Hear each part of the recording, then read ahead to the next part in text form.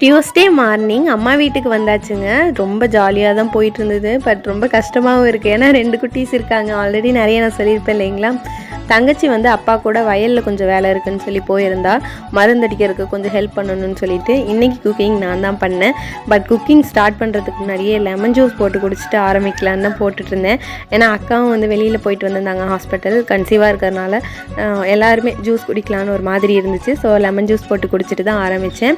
இன்றைக்கி என்ன பிளான் பண்ணியிருந்தோன்னா, முருங்கைக்கீரை போட்டு தண்ணி சாறு எங்கள் சைடில் ரொம்ப ஃபேமஸ். அது கூடவே வந்து பலாக்கொட்டை முருங்கைக்காய் போட்டு பொரியல் பண்ணிடலான்னு தான் பிளானு. பட் அடுப்புக்கிட்ட நின்று செய்யவே முடியல. ரொம்ப ஹீட்டாக இருந்துச்சுங்க. எங்கள் வீட்டை சுற்றியே நிறைய முருங்கை மரம்லாம் இருக்குது. அதனால் முருங்கைக்கீரை முருங்கைக்காய் எல்லாமே ஃப்ரெஷ்ஷாக கிடைக்கும். அதனால் அதிகபட்சம் நாங்கள் கீரை முருங்கைக்காய் எல்லாமே எடுத்துப்போம். இந்த தொக்கு ரெசிபி வந்து நான் தனியாக வந்து ஷேர் பண்ணுறேங்க. ரொம்ப சூப்பராக இருக்கும். இந்த சம்மர் டைமில் யாருக்காவது நீங்கள்